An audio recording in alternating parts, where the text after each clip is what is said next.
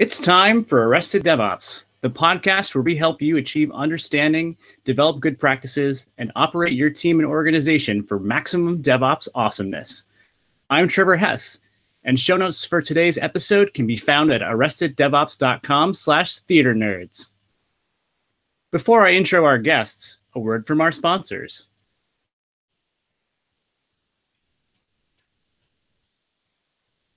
Episode 108 then. A dialogue in pieces. Some of you may recall the strange allure of drama or the theater, a mystery never fully explained. We are told, ladies and gentlemen, that these very guests once participated in these wondrous staged affairs. We are joined by three folks who left the air of the limelight and took a path into DevOps and technology. Chloe Condon, Nathan Harvey, and Nell Shamrell-Harrington. Perhaps we may frighten away the ghost of so many years ago with a little elimination. Roll call. Chloe, would you tell us a little bit about yourself? Hi, everyone. My name is Chloe Condon, and I'm a developer evangelist at Sentry.io in San Francisco. Awesome. Thank you for joining us, Chloe. Nathan, what part do you play? Hi, Trevor. Thanks for having me. I'm Nathan Harvey. I'm the VP of Community Development at Chef, also a co-host of the Food Fight Show podcast. Awesome. Thank you for joining, Nathan. And Nell, what is your role? Well, there's a few different roles I play on a regular basis. The first is I'm a senior software engineer at Chef. I work mainly on the Habitat project. I am also the chief technology officer of Operation Code, which is a nonprofit that's dedicated to teaching software engineering skills to military veterans. And I am also Nathan's fellow co-host for the Food Fight Show. It's fantastic to be here. Awesome. Thank you all so much for joining us. Thank you, Nell. So tonight, well, first, let's take a break from my terrible rephrasing of Phantom of the Opera. It was awesome. It was super awesome. Thank you, Nathan. It was always my dream to play the Phantom, and I never got to do it. So I figured I may as well just, I'll work it in. But today we're going to talk about the journey from theater into tech and how interesting it is that so many of us seem to come from a theater background. So let's start. What was everybody's experience with theater or acting or the stage, what have you, on the call? Yes, I can start. So I grew up in a trunk, as my parents used to say. My dad is a director of playwright, and my mom was a costume designer. So I literally grew up in the theater, grew up behind the audition table, hanging out in the costume shop, selling snacks at the concession stand when I was 4, and ended up theater was sort of the thing that I had my blinders on, and I knew that's what I wanted to do, and I grew up around it. And I went to theater summer camp. I went to a performing arts high school. I did, community theater shows, and then eventually got my degree at San Francisco State, which is what inevitably brought me to the city and working in tech eventually. So I come to theater kind of by DNA in a sense. The theater life kind of chose me in a lot of ways. That's super awesome. What was your favorite show or your favorite role or both? Oh man, I really loved 25th Annual Putnam County Spelling Bee, mainly because one of the reasons that I think peaked in theater, or not peaked, but kind of got to a point where I felt that it was very weird to do the same thing over and over again for, 4 or 5, 6 weeks. And Spelling Bee was different every single night. So I'm not sure how many people are familiar with the show, so I'll just kind of explain. It's partially improvised. All the songs and the lines are pretty much like set in stone, but you bring on about 5 or 6 different audience members to be guest spellers. And depending on how well they spell the word or don't spell the word, or how extroverted or introverted they are, there's kind of different ways that the show can end up going. So it was always fun. It kept us on our toes every night. We didn't know if it was going to be some old Jewish grandfather or, a 4-year-old, or who was going to come on stage and who we were going to have to interact with. So I really loved Spelling Bee, and As far as other shows, I mostly did musicals. So I did a lot of plays in college, but I was a musical theater girl through and through. Never got to do Legally Blonde, but Elle Woods was always my dream role. Still on my list, very much so. I have to ask, so I saw the original cast of 25th Annual's Putnam County Spelling Bee several years ago. What part did you play? I played Logan Schwarzengrubenier. Oh, that's fantastic. Liberal, passionate young lady with 2 gay dads. It was super fun. Probably one of my favorite casts that I've ever worked with too. And it's hard to just not fall in love with whatever cast you do that show with, because you rely so heavily on each other, and just such a beautiful score. It's William Finn. So just really looked forward to going to the theater every single day for that show, because we didn't know what was going to happen. That is so cool. Nathan, how about you? Sure. So I always wanted to be an actor when I was growing up. And so I went to college and I started my freshman year as a double major. I was going to be comp sci and theater. It took me about a week to realize that there was a lot of math in comp sci, and the kids in the theater department were a lot more fun to hang out with.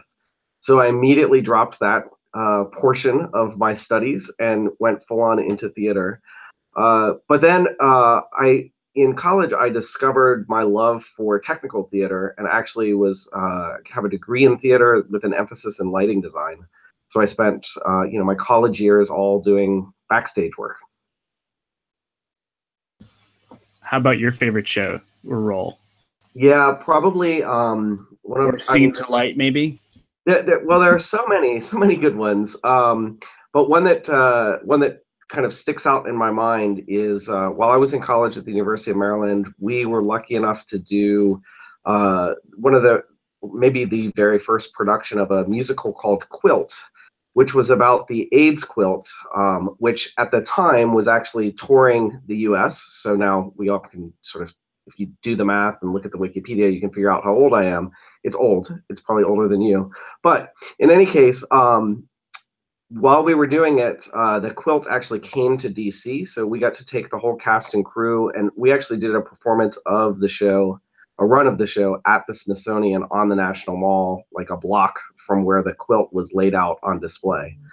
So that was a really powerful moment, and just it was a really cool show and a great time.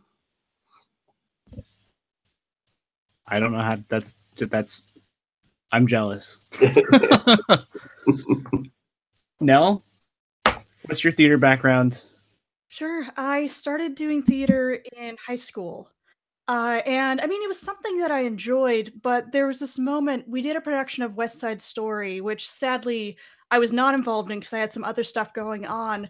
But there's a scene that usually gets cut when they're singing the Somewhere song, that there's a moment where the chorus sings kind of in a round, there's a place for us, there's a place for us. And you can hear this yearning. And the most beautiful thing about theater is the moments where someone wrote a long time ago that has been performed millions of times speaks to your personal truth. And it was that moment that I knew, okay, this is what I'm meant to do, to move people like this and to be moved like this.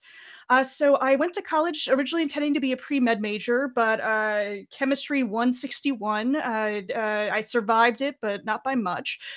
So I, like Nathan, decided I was going to be a theater and computer science double major. The problem is there was absolutely no way to do that in 4 years at the college I was at, which was at University of Puget Sound in Tacoma, Washington. So I was there on a number of theater scholarships, and I figured I may never have this opportunity again to focus on theater fully. My specializations were sound design and also acting with an emphasis on stage combat, which I loved. So that I got my BA in theater, and that passion has never gone away. That's awesome. I hate my personal different reaction words because I feel like I have 4 of them, and I feel like I'm giving a generic response every time. Anyway, what is your favorite show or favorite role? Absolutely. My senior thesis at University of Puget Sound, we did a play. It's a lesser known one called The Arabian Nights by Mary Zimmerman. And what it is it's several interweaving tales from the classic 1001 Nights, but she doesn't take the really well known ones like Aladdin and the 40 Thieves or stuff. She takes several of the lesser known ones and weaves them into stories upon stories upon stories. And I played several parts in this. Everyone did, but my main part was Sympathy the Learned. And what Sympathy, that character does, is she goes to the court of the king and challenges all the learned scholars there, so all men, to a contest of knowledge. And I had to learn everything she learned, which included, science, astronomy, tons of stuff about religion and Islam. I can still name all the prophets in the Quran. And I remember the first time I read the script, I thought, this is a role I was meant to play. And everyone who saw me in it said the same thing. My mother actually said, I cannot think of a better role for you.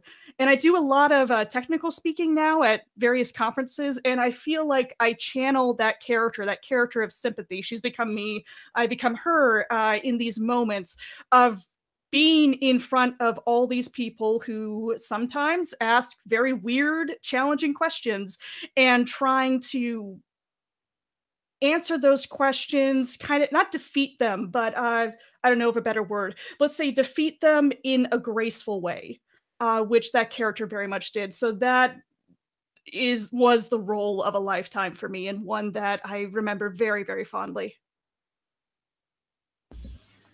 It's so cool you've got such a deep personal connection to a character like that. Thinking about some of my own experiences with theater and liking having Phantom be my favorite, that was personal to me as a teenager because I related to the angst of the Phantom. But it's so much cooler that you've kind of got that connection that's meaningful going beyond the first time you were part of it. And I've got to ask, what's your background in theater, Trevor? So I started doing theater in high school, and I super loved it. Actually, I started doing it in middle school, actually, and I super enjoyed it. And I forget even how I found out about it, but somebody told my mom or something about a local stage production of Pippin, and they needed more guys. And so I went and I auditioned, and I was a part of Pippin, and I'm still friends with people from that cast to this day, and that was 2005, which was awesome because those are some of the longest lived friendships of my life. And I just got involved in community theater, and then I actually got paid to do theater once, which was cool. My favorite role would probably be when I played Matt in The Fantastics, because I also love musicals and love to sing, which is why you'll find me at Chef Conf Karaoke, wherever that winds up being this year, or you'll see anytime there's karaoke, asked, I will be involved, because that is my stage outlet now. It's where I get to sing and enjoy that part of myself, because I could never really do the dancing part. In fact, in The Fantastics, we cut a dancing scene because I couldn't do it. I will absolutely duet on Soon It's Gonna Rain with you if we're ever in the same karaoke situation. Oh, hell yes. I never got to play Louisa, but it was always on my list. Oh, it was so much fun. What's the song? I Can See It. Mm-hmm. I love that song. It's so much fun to sing. It's funny because early on in my musical theater career, I played mostly ingenues because I was this, kind of blonde, big-eyed, girl. And then I realized towards kind of the end of when I was doing theater that I really enjoyed comedy, and I got to play these really fun roles like Logan, or I played Penny in Hairspray. I got to do Xanadu, where it's just totally hammy, campy, lots of laughs. And once I kind of discovered I'm the quirky sidekick, not the pretty girl who parks and barks, that was a huge eye-opener for me. So now when I actually give talks, I always preface my talks and say, there's a lot of dad jokes in here. Please laugh. You are allowed to laugh, because that's actually the biggest difference for me between giving tech talks and doing musical theater is I feel like I have to tell people it's okay to be entertained and to enjoy it, because we're just so used to some of these like very monotonous, like, thank you for coming. Oh, absolutely. I bring the quirk, I bring that Penny from Hairspray into my talks, much like you were mentioning, you brought in your character. And I think sometimes that's like, for some audiences, they love it. And other audiences, they're like, they don't get it. Crazy woman on stage. Like, is this Zooey Deschanel's little sister? Like, who is this? That was actually oh, sorry, go ahead. I was gonna say that was an important lesson that I learned too, is kind of learning to pick the role that you want to do. Because I remember my senior year of high school, I was irate because we did You're a Good Man, Charlie Brown. And I'm sorry if any of you love that musical. It's not for me. And like, I was so excited because it was my senior year. I was going to get to be the lead. And I didn't want to be Charlie Brown. Like, I did not want to be Charlie Brown at all. So I looked like I've researched the musical. I was like, you know what? Snoopy's the best character in this show. I'm going to go for Snoopy. And I had so much fun being Snoopy. Like it was a blast. But like learning to like be like, well, the lead role isn't necessarily the best role. And there's also Snoopy, the musical, which is one of the only musicals that has, I think, 4 exclamation points in it that I got to do a couple years ago. And it's just like Snoopy's the star. So that's awesome. Want me to come back? That's got your name on it. I think honestly, the first play I did in middle school was Snoopy, and I was Snoopy. And yeah, I have very fond memories of that. I'm sure it was terrible, but man, did we have fun. So Nell, you made me think of something else too, in the round song and how that connected with you. It wasn't theater, but it was one of those moments. I went and saw the Decemberists a week or two ago, and I didn't realize how much I needed to hear the entire Chicago theater singing "Hear All the Bombs Fade Away." Like in the chaos and torment that has been the last 2 years of the political struggle of the world, hearing an entire auditorium singing about peace was just wonderful. Mm-hmm. I want to add just a quick story to that. I'll make it quick, but in college, we did a production of The Laramie Project, which is about, I wouldn't say it's even about the death of Matthew Shepard. It's about the community's reaction to it. And there's a moment in the play where they're showing, what's his name of Westboro Baptist Church, they protested Matthew Shepard's funeral in a very, vile way. And this is a true story. What happened was some counter-protesters put on giant angel wings and surrounded the anti-gay protesters to protect the family from them. And what they did was they started to drown the anti-gay protesters out by singing Amazing Grace. And in this production, it was a black box production. It was a smaller audience, but still a couple of hundred people. The audience joined in. And this was in 2003 or something, when gay rights was still a contentious issue in this country, but even more so than now. And I'm actually getting extremely emotional thinking about that. But it highlights that the audience is as much of a part of the creation in theater as the performers. Absolutely. Yeah. That's much better audience participation than Rocky Horror. That's fun, but in a different way. Exactly. It's fun, not poignant. It's true. I feel like I missed that window of like when you're supposed to get into Rocky Horror, because I have seen it on stage. I've watched the movie and I'm like, all right, I don't know, man. Yeah, I can say that I went to Rocky Horror many times in high school and in college. I have not been since, and every time I think about like, yeah, it'd be fun to get in a dress again and and go gallivanting around town for Rocky Horror. Then I think maybe not. not that I don't look good in a dress, but unfortunately I lost that picture because I looked great in that dress. I won the costume contest that night. I've unpacked most of the photos on Facebook that involve me at Rocky Horror shows. And Anyway, so how did everybody transition from theater into technology? I know everybody kind of touched upon it a little bit, at least from the like how you got to a place where you were around tech, or how you majored and did or didn't continue in tech and then came back. When did you realize that theater wasn't going to work for you? I realized it right before I started my senior year of college, actually.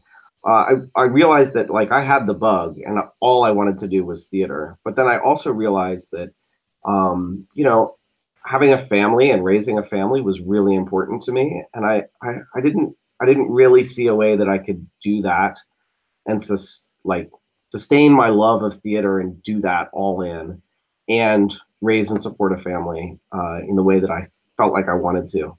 And I know, you know, looking back on that, part of that was just the same imposter syndrome that so many of us feel today. Like, I'm not good enough, I can't do it. Part of that was also just the commitment. Like I say, the theater bug was in me, but yeah, I think there is some truth to the fact that the only people that do theater are the people who can't do anything else, right? And so I did find something else. And so interestingly, what I did was I found my love of children and hanging out and helping children discover the world. And so I decided I was going to become an early elementary school teacher, like think 1st through 3rd grade. But then I quickly, you know, it maybe took me a year to realize that there wasn't a whole lot of money in that either. So then I brought my love of software and my love of tech together with my love of teaching and helping people discover new things. And I thought, you know what's harder than teaching kindergartners is teaching adults how to software. And so I got my first job at a software company, and I just followed the old adage that those who can't teach. So I got a job in the education department, and I was off training on how to use our package, our software package that we were using. So I was training all of these people that were way more technical than me, but I knew the product well enough to stand in front of a classroom and teach people over 3 days, and they walked out knowing more about it. So that from there, like I just continued to self-teach until, you know, I was full on doing tech all the time. Yeah, tech, not tech theater, just tech all the time. I graduated college in 2007, right on the cusp of the whole US economy crashing. So at that point, 2007, 2008, 2009, it was hard to find a job, I think, in any industry. But all the smaller, because when you do theater, you very rarely start at the the big Broadway houses in New York City. In fact, I don't know, I know very few people who have. You start at the lower community theaters, then you go up to I mean, Seattle, fortunately, has plenty of really good professional theater, but a bunch of those theaters closed because they just were not getting enough audience members, because people just did not have discretionary spending or discretionary money to spend on the theater. So I got a job as a office assistant at the University of Washington Physics Department. And once they figured out I could code, they started giving me more and more coding assignments. And that eventually led to a career in software development, because I've always had an aptitude for technology. And frankly, lighting design, sound design, these are extremely technical fields. And that knowledge transferred well into the software field. However, I realized a few years into my career as a software developer that there was a piece missing. I mean, I desperately, desperately missed being on stage. I desperately missed being in front of an audience, working with a crew and cast to bring a production together. And that's why I started doing conference speaking, was to fulfill that part of my soul, my right side brain, I guess, if you will, while still being able to make enough money to support myself. And I now support both myself and my spouse while she's in law school, but still engage. So that's the left side of the brain, but still engage in, to bring those two halves together.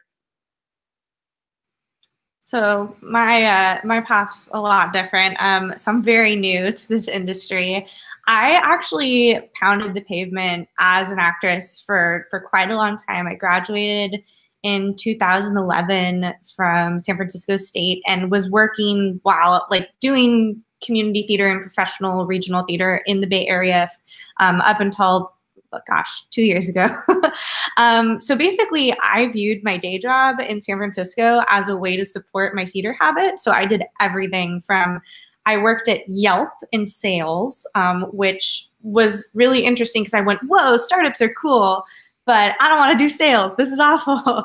And that kind of opened the door to working at companies. I was the first virtual assistant at Zirtual, which was this virtual personal assistant company. I was on, like, my headshot was on all the pictures of like, have Chloe be your personal assistant. So I was doing a lot of tech, like jobs in tech, but I was doing everything but engineering. So I was an executive assistant for a long time.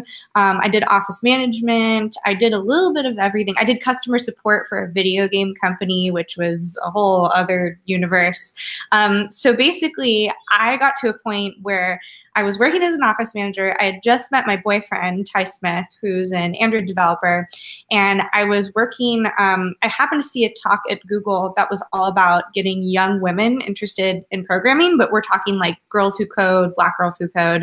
And of course, I Google it immediately because I'm like, where was this? When I was a kid, I would have loved to have done this. And I couldn't find anything. So I just kind of didn't think about it. And I mentioned it to my boyfriend. We'd been dating maybe 2 months. And I said, I think my ship has sailed, but like it would have been so cool to do Girls Who Code when I was younger. And he's like, you can still learn. That's still a thing. There's boot camps, which were very kind of new-ish boot camps.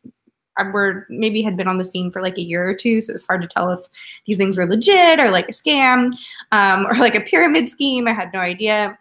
So I basically spent the next like couple months just taking classes on Udemy and Udacity and Code School and Treehouse and kind of teaching myself how to do it. And I really gotten to a point with my theater career where I kind of crossed out all the things on my bucket list. I got to play all the roles I wanted to do. I worked at, I kind of had this like list in my head of like, do a show in Union Square, do a show at this place in Berkeley, do a show in Redwood City. And I got all of it. And then I went, oh, like, I did it and I'm not satisfied. So I thought, what if I put all of my time and energy that I put towards theater, which was a lot of time and energy. It was all my nights, all my weekends. Also, I was dating this really cute guy that I liked, and the only time I would see him would be nights and weekends. And I did anything else. So like I started to do yoga for a little bit just to like, and I was like, oh, cool, I learned how to do yoga. Like never had time for this. And then started learning how to code. And at the time I was in this office management role, and I hated my life because I spent a majority of my day putting LaCroix in a fridge. I've had a very interesting relationship with LaCroix because I've hated it up until I've been an engineer. Now I love it. But I kind of was in this place where I was like, I'm going to do this. I'm going to learn how to code. I'm going to, and all my theater friends were like, you'll be back.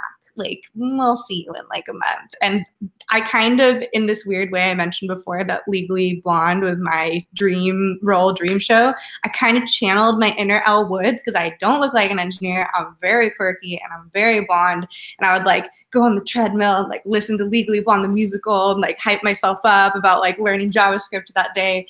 And then I did Hackbright, which was a 12-week software engineering all-female boot camp, totally like pushed me like fire hose of information, I think imposter syndrome, out of control. Oh my God, what am I doing? Everyone here is super smart. I'm an actress. This is crazy. So it wasn't until we presented our final projects that I realized like, oh, I have this like weird advantage because nobody here likes to do public speaking. Everybody is terrified of it. And I'm like, this is the best, easiest part. Like, what are you all talking about? So I actually had full intention of going straight into a junior developer position. But once I realized that like evangelism was a thing and that I could not only, be a technical person, but also like do all the aspects of like, event planning and, organizing communities and interacting with people like in sort of this like network way, that just kind of seemed like a no-brainer. So it's funny because I think I kicked myself a lot when I was learning because my boyfriend, for example, has been doing this since he was like 6 or 7. And I'm like, oh my God, like I'm 27, like what am I doing? Like there's kids who know more. Like I'm about to teach a dual bots thing this week and I'm like, these kids are gonna know more than I do. But I actually think that for how much I kicked myself for getting a 4-year theater degree and doing theater my whole life, it's been such an advantage in so many ways in this industry. And I'm in the end very thankful for it, but it took me a long time to get there mentally. Something I just realized in the past year, for the longest time, I thought I was successful in software engineering despite my theater background. But in actuality, I'm successful in engineering in this highly technical field because of that theater background. Absolutely. So why don't we expand on that a little bit more? So what elements have we all brought forward from being in the theater world to our everyday lives? Because I think that's a super great point. Like, I know that I also have done better in this career because I have experience doing public speaking. I'm not afraid to get on stage. I'm not afraid to look silly. That kind of stuff. Yeah, I think that idea of public speaking, of course, is something that's super powerful. The idea of sometimes just making an ass of yourself. I definitely have done that on a number of occasions. I think that all of that is really important. I also think that one of the things that you learn in the theater is that it takes everyone to come together and put on a production. And I think that relates so well to specifically to DevOps, where it's not just the developers, it's not just the operators, it's not just the people who came up with the ideas. We all have to work together and play off of one another's strengths and weaknesses to put on a performance that's worthy of the audience that's in front of us. And that audience in front of us might be our customers, it might be, if we're working in the federal space or in the public sector, it might be our constituents. But whomever that is, like, keeping our eye and our thoughts on what is that experience like, I think that is so beneficial. Yeah, I have other things, but I'll stop and we can talk about that. I'd say one of the biggest ones is I learned very early on in theater that two people can have different reactions to the same thing, and neither one is right or wrong, because we all react based on our experiences, based on our emotions. And the funny thing is, that's really is the foundation of emotional intelligence, which is quite the buzzword. It has been for a while in the business sector, as it should be. But I learned that through creating experiences for people and learning to evoke emotions or evoke reactions, understanding people will have different ones for different reasons, while not directly manipulating them. Yeah, that's something that took me a long time. Like, there's a lot of stuff that I took as like innate ability, when really it was the things that I had learned as being involved in theater, about how to kind of analyze who's in front of me and realize that kind of person may not react well to this kind of a joke. Like, this kind of audience is going to respond better to focusing in these areas, right? But that's really helped in when I was doing more consulting work, and B, like, now that I'm doing stuff in a partnership capacity, understanding which things make what partners excited about what conversations, and it's going to get them to drive forward. And I think outside of like the obvious public speaking, because obviously that's something that comes from theater. What was the biggest shock for me coming from a performing arts background into theater was how boring some content and events can be. Like, specifically meetups and specifically like tutorials. So something that I've really made sure that I do with every decision that I make at Century, be it like, a tutorial of a feature that we have, but specifically our monthly meetup that we have, is I was so tired of going and having cold pizza and having some guy go on stage who did not want to be talk about a product, and the demo going wrong. And it was just, from an audience member standpoint, I'm like, oh my God, like, we've all been coding for like 8 to 10 hours. The last thing we want to go is see this. So I've made a really big effort with our meetup to like make it entertaining. We do PowerPoint karaoke before each one. We have like musical guests. It's all camp themed. There's Pop-Tarts, there's s'mores. Because to me, like, gathering people together and bringing a community together, you can go to a meetup any night of the week. Like, literally, if you don't want to pay for food, like just go to a meetup every night in Mountain View in San Francisco and you will be fed and you'll probably learn a little bit about technology if you don't fall asleep.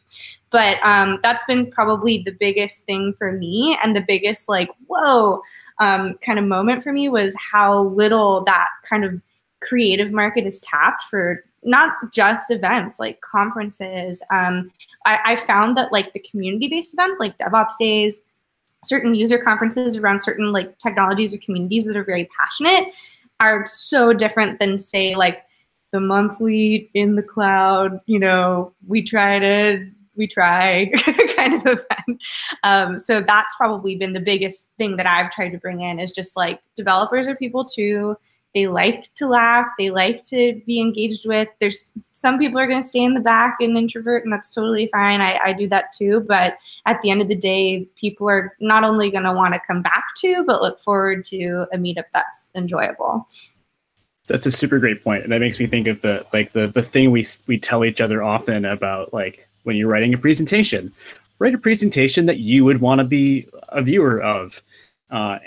And that's something like I've always kind of tried working some of my quirkiness into my presentations as well, but maybe I haven't embraced it as much as I could. And that makes me think I should do more of that. I'm extremely lucky that I have a manager that when I say, hey, I'm going to be expensing some Star Wars props in the next expense report, that he's like, okay, cool. Because he knows that, like, you know, we're creating content that people are going to go like, oh, Sentry has some content on that. Also, it's Star Wars themed. Like, oh, yeah, I'm going to watch that. So another big lesson I took was learning how to handle criticism. There's an article that went around, I'll try and find it to put in the show notes, saying that one of the advantages of having engineers who come from an arts background is if you come from an arts background, whether it's performing, visual, you have received criticism. If you have any sort of competent teachers, you have received criticism, and you have to learn how to take that and incorporate it into your work. But recently I've been learning how to take that a step further. Was I have a speaking coach, Anna from what's that, Message Glue, is that the name of their company? Yeah, who's fantastic. I'll put a link to her site in the show notes. But knowing what criticism is valid and what's not, because one of the things I told her was, you know, I speak at a lot of events. The reaction is almost always very, very positive, but occasionally there'll be a couple people in the audience who just want to tear me apart. And it's not about the content. It's not even about me. It's them going on an ego trip, basically. But what she told me was, because I said, people have told me I just need to build my confidence. I feel like I already have. I need to overcome imposter syndrome. I know I belong there. And the advice she gave me was, you're at a point in your career where it's about learning to live with the fact that some people will just be awful to you when it comes to performing, or when it comes to your engineering work or whatever, and learning how to understand there's no value in it. And it's always, I mean, it's always going to hurt, no matter how tough your skin is, but understanding there's no value in that, and that doesn't have to stop you. Oh, absolutely. Yeah, that makes me think of the first time I had to deal with that was when I was doing the community theater up in New Hampshire. There was the local theater reporter hated our theater. And no matter what it was, she would write a scathing review about it. And I remember there was when I did the Fantastics, actually, it was like this whole storied set of issues where like they changed the show, and then our leading actress left 2 weeks before we went up, and another one of my friends took the role and like learned it in 2 weeks and totally crushed it. But she had never performed at this theater before, so she didn't realize that this person hated the theater. She was bawling when she got the review back that said that she was terrible. She should never be doing theater. And this, I mean, now she's a woman, but like she was performing in operas at all the different local places. Like she was crushing it. But this one review from this person who just had it out for the theater, like just destroyed her.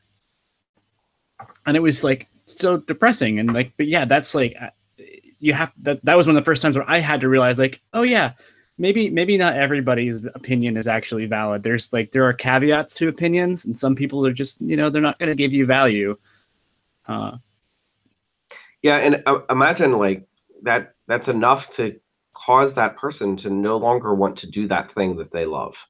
And so if you think about that from a technology perspective, look, things break all the time. So how do we handle those failures when they happen, and who do we go after to assess the blame on those, right? We could take an engineer who is, is a very good engineer or has the potential to become a great engineer, and just the wrong sort of feedback at the right time can just destroy that career, and can shut that down. And I think like that's I think we all need to just reflect on the power that our words have on other human beings, intentional or not.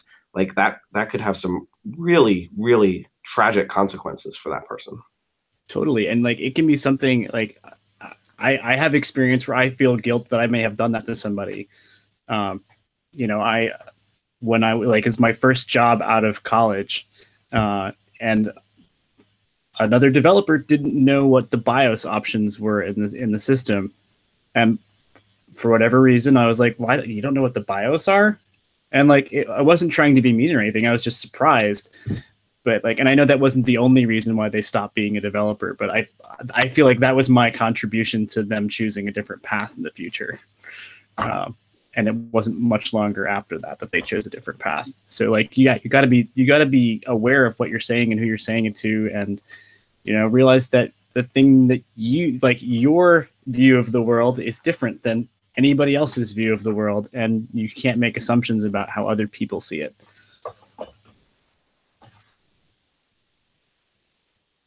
So I think another thing, Trevor, from your story was, your lead actress, she left 2 weeks before the show or whatever, and so another actor had to come in and pick up that part. And I think that my own experience with that was I was running the light board on a show, and on press night, I was running through just the light cues to make sure all the lights are working, right? You bring up one light at a time. You have an electrician that says, yes, that one is on, or what have you. And at the end of that, I went to do something with the disc, but what I ended up doing was I saved the turn one light on, turn it off, turn the next light on, turn it off. I saved that over all of the cues for the show. So I wiped out all of the data for the show about an hour before curtain on press night. And so that, I learned a lot about data safety and data recovery at that moment. But also what I learned was you have to have that grace under pressure, or grace under fire, if you will, because things are going to break. And in the moment, it's time to move forward, and we have to resolve these things. Absolutely. That's the one of the ethos of the stage. The show must go on. Exactly right. And that is definitely something that's been a part of my career. I don't know, has that been part of everybody else's career as well? Very much so. I remember I was TAing a stage combat class, and another lesson I learned was passion within the bounds of safety. And what I mean by that is, if I'm performing a fight on stage, yes, as an actor, you're supposed to appear passionate and such, but I have encountered actors who get so passionate and so into the moment that they lose control. And that's when you stop it and say, no, this person is not safe for me to do this, very intricate fight scene with, because someone is probably going to get hurt. And I think in technology, we really worship the idea of very passionate people, but we don't realize some of those people are tearing apart the world of everyone around them. And it's really, I mean, no matter how good someone might be technically, if they cannot operate within the bounds of emotional safety, let alone physical safety, then that's not an effective person to have in your organization, whether it's in your cast or in your technical group. Absolutely. Like, those folks can kind of strain the relationship among everybody else too. I've worked with folks who they're those very passionate people who can't help but do the work. I'll talk to them and they'll be doing really, like, they are burned out squared, and they're just like, I can't stop because everybody expects me to do these things, not realizing that those expectations have been defined by their own actions and behaviors, and there's nobody actually expecting that of them except themselves.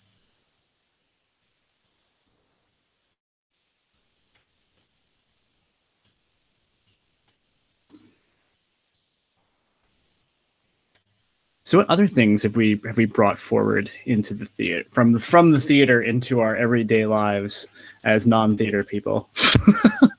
Chloe, I'd love to hear more from you. Sure. Well, I think when I really think about the biggest difference between coming from the theater world and going into kind of the world of engineering and technology, well, there's two really big differences. The one being theater is so competitive, and it's mostly women. So it's the exact opposite of software engineering. We have like this huge amount of jobs and not enough people to fill them, and a lot of dudes, not a lot of women. I always make the joke of like, hey, if you're like a guy who can somewhat believably play straight and carry a tune and you're doing tech, like musical theater is wide open. And I say the same to my actors friends, like, hey, want to do tech? Like, we've got jobs. And I think the biggest thing for me is when I first started kind of exploring this path and thinking about doing this, my boyfriend said, oh, let me introduce you to some women who've also gone through boot camps or some other female software engineers. And my immediate reaction was, oh my God, they don't want to talk to me, because theater was so competitive. And, you know, if I took another actress out to coffee and picked her brain, it would be very guarded, like, oh, well, you should audition here, but don't take my parts. And it's actually just been completely opposite, both male and female, of how helpful and open and wonderful everybody is in the community. And I think part of that, I mean, you know, obviously this is more of a career. Like, I'm actually able to make a living off of doing software engineering, which is great. But I think also when I think about how much time and energy I put towards theater, for how much you put in. So like, you can take dance class every day, you can take voice lessons, you can audition, you can move to New York. I know so many people, so many good friends, some who are working on Broadway currently and doing, you know, tryout runs in San Francisco currently, and it's awesome. But for a majority of them, they're in New York, they wake up at 4 a.m. every morning, they go to the cattle call, or even here in San Francisco, they work day jobs in customer support and they do theater just how I was doing not too long ago. And I think the biggest difference from my perspective is you can put your percent into theater and not get anything back. Like, you can be the most talented, beautiful, amazing performer, but if they're not looking for a 5'2" blonde girl, you're kind of shit out of luck. And it's very, very different with software engineering. Like, the amount of time and energy you put in, you get back 100%. And that was sort of the biggest change for me was, oh, I'm going to work hard and I'm going to be recognized for it, and I'm going to be able to like move up in my career, and my fate is not based on if I'm taller than the guy I'm auditioning with or if the costume doesn't fit me because we're renting it. And I think the thing that I really try to instill in a lot of like women coming from theater into software engineering is this is not a competitive space. Like, sure, like we're all trying to get the good jobs and work at the cool companies, but it's just such a welcoming, warm community. And you know, you have all those people who don't work in tech who go, well, what about Uber? My boyfriend works at Uber. Or what about Google, James Damari? And I'm like, these companies are huge, and this is just such a tiny piece of that, and those people do exist, but like for the most part, and again, I'm newer to the industry, of course, so maybe I'm like one of those substitute teachers who's like, everything's beautiful. But from where I'm sitting, I mean, as a new person in this industry with a non-traditional background, the only like negative kind of energy I've gotten whatsoever, other than, you know, I do blog about feminist stuff, so there are trolls that exist, of course. But, you know, being a boot camp grad, it was really hard to interview. And I think that was probably the most of like negativity that I got. And it was more like come back in a year, which is still super nice. So I think just the warmness and the welcomingness and the like, just the willingness to teach and to share information has been just drastically different than the theater world. Yeah, even though I still think of the software engineering world as kind well, in DevOps in particular, is kind of a small world, it's still not nearly as small and insulated as the theater world. I mean, you can make a mistake at a tech company and still be, depending on the mistake, but make an honest mistake in a tech company and still be able to get a job at another tech company. In theater, if you make a mistake in front of certain very influential people, it's going to be very hard for you to find work unless you switch towns, and in the age of the internet, possibly not even then. So that is nice, being in a slightly bigger world, but there are smaller communities within that world where everyone wants you to succeed. Absolutely. And so with that, let's why don't we start wrapping up here? So I know I have one. I don't know if everybody else does, but do any of you have a line that's etched into your memory from a role you've done in the past? Cool. So I'll go first then. Mine was from the not from the Fantastics. I've been talking about the Fantastics. It's from The Sound of Music when I played Friedrich von Trapp. And it's when I stepped forward and stepped back in the marching style and said, "I'm Friedrich. I'm 14 and I'm a boy." Always Sound of Music, always a solid reference. I think for me, it wasn't a role that I played, but it was a song that I sang in the car and in my bedroom many times, from Into the Woods. And it's a quote from Cinderella, so Stephen Sondheim really, that says, "How do you know what you want till you get what you want and you see if you like it?" And that's kind of like how I've felt about a lot of things in my life. Like, I don't know if I'm going to like engineering. I'm going to try to sing and see if I like it. And just kind of this idea of you can have a picture in your brain of like how something is going to go and how wonderful it's going to be. And it could totally turn out that your dream is something completely different. Did you ever get to go to the festival? I feel like I got to go to the Twitter holiday party once. So it was it felt like a festival. The Into the Woods is full of like perfect anecdotes about life. One that comes to mind, which I didn't expect to be the first one that came to my head, but from the Arabian Nights is Sympathy, was at the end of the scene after she defeats all the various knowledgeable men in the king's court. The king asks her to marry him, and she says no. And the line she says is, "Kings don't need sympathy.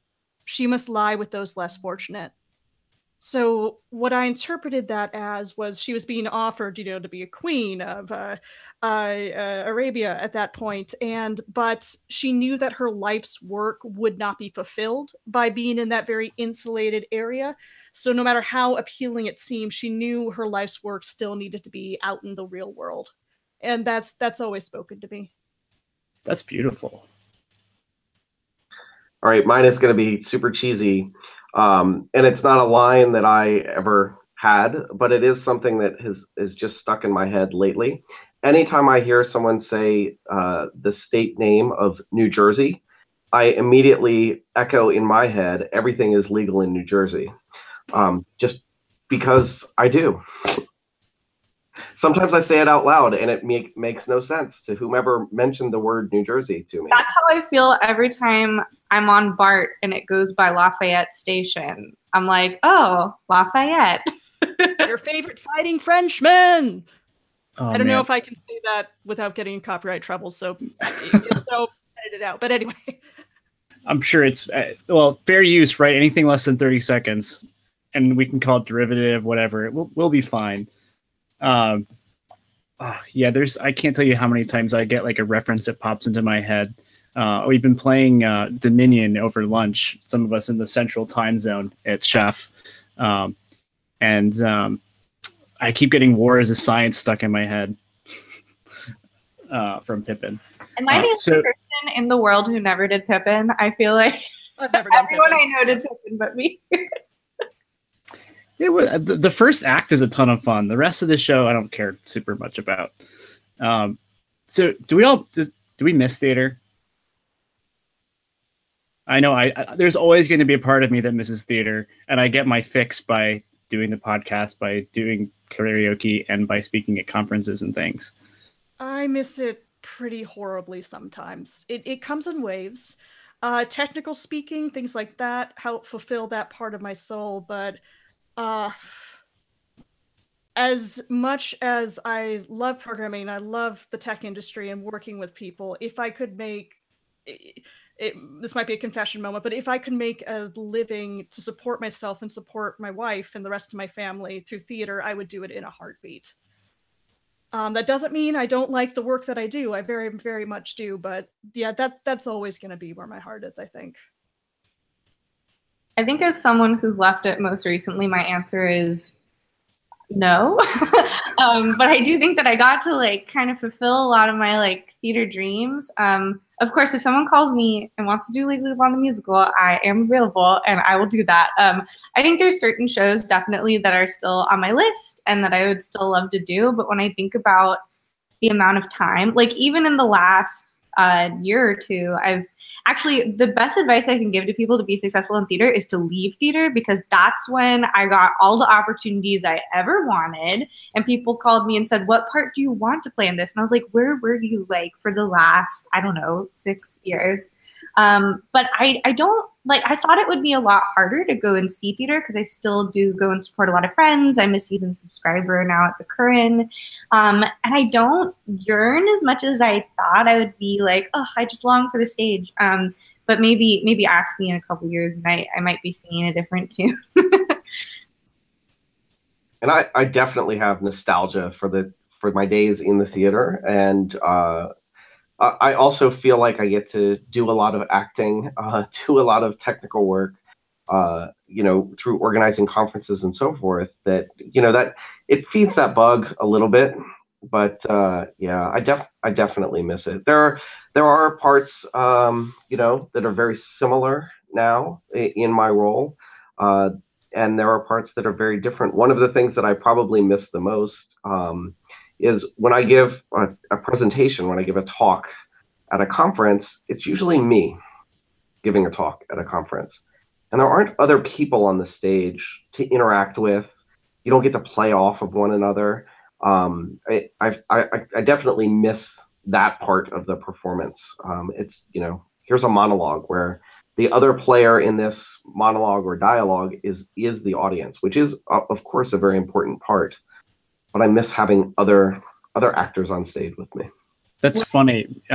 I totally, I have felt that. I felt that from you when you've been on stage before, and like I felt it last year at Chef Conf a little bit. But it felt like you got to get a little bit of that. That's why I had so much fun. I got to MC with one of our other coworkers at Chef, the internal conference at Chef, and we got to play off each other, and it was so much fun, and I had such a great time.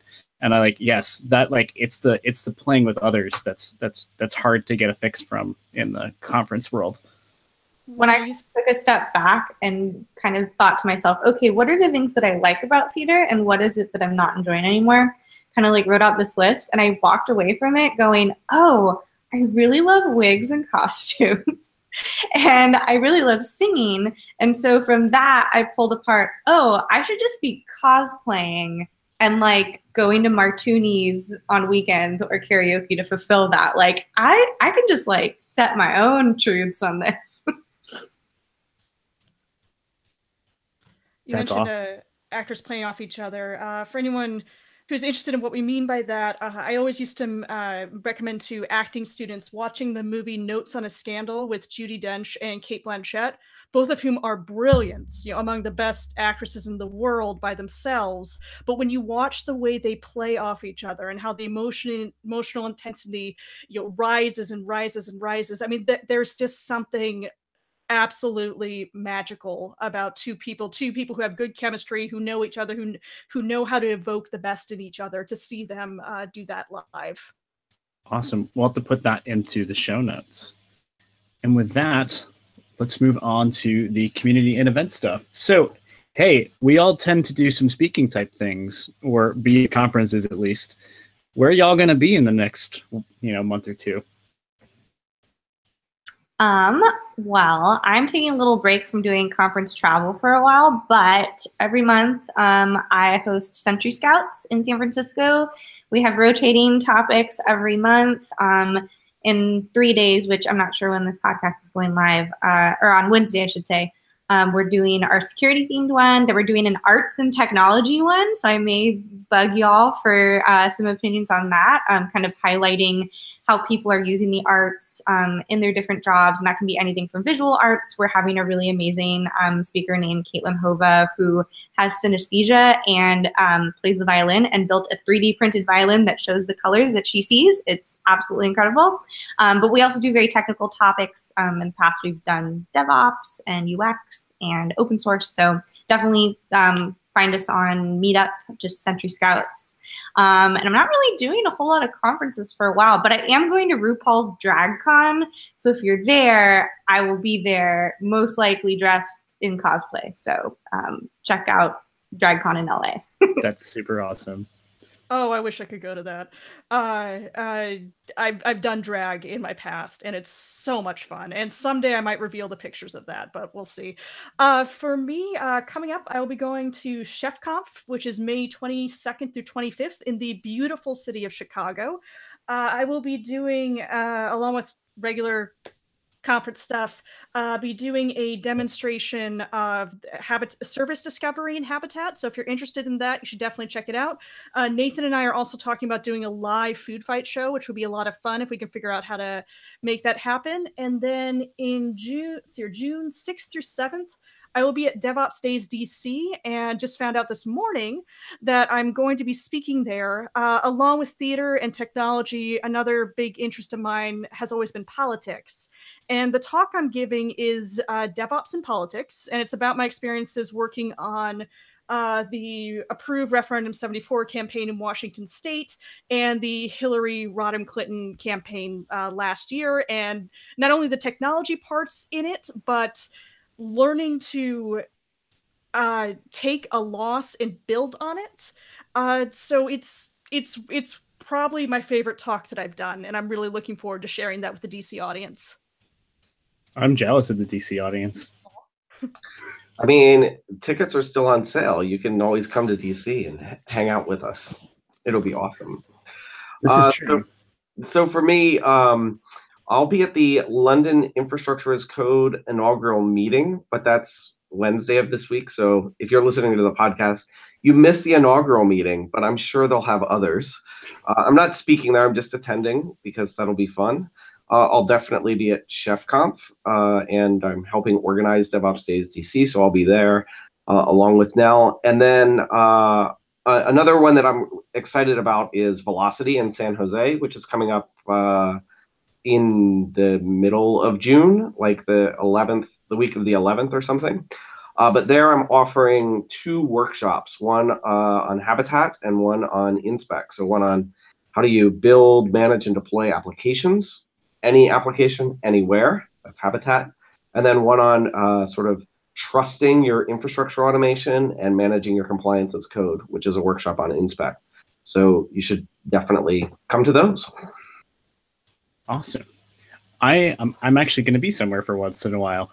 I'm going to be at Microsoft Build May 7th through 9th, and I will also, as with Nathan and Nell, be at ChefConf May 22nd through 25th. As for CFPs, there's always CSPs on DevOps Days, so go to devopsdays.org/speaking to check out the open CFPs for different DevOps Day events. Discount codes, ADO 2018 will get you 20% off lots of DevOps Days events, 10% off of ChefConf, and 5% off GopherCon. And MongoDB World, if you use code JGordon, you get 25% off. If you have an upcoming conference you would like to see promoted on ADO, you can fill out this handy form at arresteddevops.com/conf, CONF. So we always talk about some things that we've been up to, we found interesting lately. So Chloe, what have you been up to lately or been checking out? Well, I just had some very long flights to and from Italy where I binge watched Search Party. It's an amazing series that I had heard a lot of my nerdy comedy podcasts mention, and I'm really glad that I watched it. It has Ali Shawkat from Arrested Development. She plays Maybe, and some really awesome comedians and actors in there. And it's a mystery and a thriller, but also a comedy and extremely relevant. And I would very highly recommend watching it. I just finished season 1 and it's excellent. I also just watched my very good friend Eric Butler's talk. It's an older talk, but it's from DEF CON, I think a couple years ago. And it's all about how he and a bunch of other people put together a conference that was kind of in the middle of nowhere. It was in this sort of camp area, and they basically created their own cell phone service and SIM cards and how they did that, and they open sourced the whole thing. And it's an incredible talk, and I highly recommend watching it and listening to it. It's very, very cool. And then for theater nerds, if you're not listening to Off Book podcast, you need to, especially if you like musicals. It's an improvised musical theater podcast with a lot of guest comedians on it. And it's probably been one of my favorite things that I literally laugh out loud while I'm on my bike to work too. So definitely check that out. Awesome. Nathan, how about you? Sure. So I have three checkouts tonight. So the first one, a little insight into me. Sometimes when I travel, I have a bad time sleeping. It may or may not be caused by the fact that I decide now would be a good time to watch a new show on Netflix. So yesterday, that show for me was Lost in Space. I'm now, in the past 24 hours, I think I've watched 6 episodes. So I'm powering my way right through Lost in Space. It's been really, really good. Not good for my sleep habits, but whatever. It's a good show. You should totally check that out. My second one is a meeting format called the World Cafe. So I'm at this conference right now in Berlin called Delivery of Things, and one of the pieces that they use there is a meeting format called World Cafe. It's kind of like open spaces in that the agenda is somewhat emergent based on who shows up, but it has slightly more structure to it. It's really framed around conversations, around questions that matter in service of work or in service of real work. So it does kind of help focus in the conversation relative to what you might have in an open space. I also kind of think of it as open space for the enterprise, because open spaces are too hippy-dippy, we have no idea what we're going to talk about, but it's going to be awesome. Whereas the World Cafe, you do have a little bit more structure, and so it's a little bit easier to convince people to sort of step out of their comfort zone maybe and have that conversation. And then my last checkout is, I was thinking about my time in the theater, and when you're in the theater and when you know people in the theater, it's very rare that you pay list price to go see a show. And so I thought it would be good to remind our listeners that there is no reason you should ever pay list price for a conference. You know someone that can help you get into that tech conference that you want to go to, and there's no reason to pay list price for it. So just use your network, find the discount codes. They are out there. All right, I'll go next. First one, this is a recent discovery of mine, the musical Dear Evan Hansen, which I believe won the Tony for Best Musical last year. I just started listening to the soundtrack after finding a video of a mashup between one of the songs from Dear Evan Hansen and one of the songs from Hamilton. And I was a very lonely teenager, but also someone who had a lot of hope that I could connect with people, that there would be something better. And that's exactly what happens in the musical. So it's very much speaks to that yearning for connection in all of us.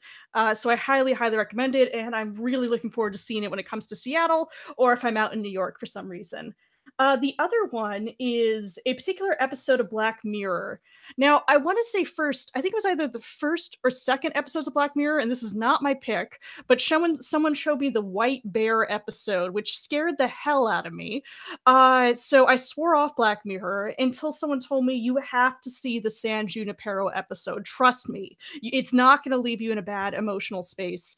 I mentioned I used to be involved in sound design, and besides being an extremely moving story and very uplifting, which is rare for a Black Mirror, it showcases how key songs, key pieces of music can take the plot and take it up to new heights. And if you watch it, you'll see why I now always burst into happy tears whenever I hear the song Heaven is a Place on Earth. So fun fact, you can't see it here, but we have art in our home by this really cool comic book artist that does all the different Black Mirror episodes, and we have the San cool. Francisco one in our apartment. That's awesome. That's awesome. I agree. It's an amazing episode. Cool. So for me, I also watched Lost in Space, and will also say it was fantastic and you should watch it. And if you have a Google Home, you should tell Google to play the Lost in Space game with you. It's fun. It's short, but it's got all the actual actors and stuff in it. It's fun. But I've been watching Barry on HBO, which is actually pretty timely for this episode because Barry is a hitman who's decided that he doesn't want to be a hitman anymore. He wants to be an actor. And so the two worlds kind of polar opposites. It's super funny. It's a great show, and someone sent me a picture on the New York subway. They have ads for Henry. Is it Henry Winkler, the Fawn? Yeah. He plays an acting teacher on it, and they have ads on the New York subway for his acting class. But it's just like it's like go to this website, like take acting classes from me. They're doing some really really cool stuff with that, and I've loved it so far. That's awesome. The other one, since you mentioned the soundtrack, it made me think of, it's not a musical, but it is a rock opera. The Hazards of Love by the Decemberists is a fantastic listening album experience. And I would just highly recommend it. Other than that, for technical things, I've been decrypting a new API while it's being written. And so I'm reminded of how wonderful and invaluable JSON Viewer and Postman are in doing such things and working against an API that is undergoing development. That's not the Habitat API, is it? No. Oh, okay. It's the other one. The one we can't come to talk about ChefConf, learn more. Come to ChefConf, you'll see. Anyway, those are my checkouts for the day. So thank you, Nell, Chloe, Nathan. Thank you all so much for joining today. Thanks you so much for having us. I've done a lot of podcasts, and this has been by far my favorite one that I've done. Well, thank you. So for those who are listening, if you want to head over to arresteddevops.com/theaternerds for this episode's show notes, and also our site has a newsletter. We also have a Patreon, which has all the Arrested DevOps stuff you could ever want. Visit arresteddevops.com/iTunes and leave us a review in the iTunes store if you want to help other people find this podcast. I'm Trevor at Trevor G. Hess. We're Arrested DevOps, and remember, there's always DevOps in the banana stand. You want to try that together one more time? Right. On count of 3. 2, 3. In the banana stand. We got Nathan's Berlin latency in there. Yeah, this is like trying to do karaoke over the internet.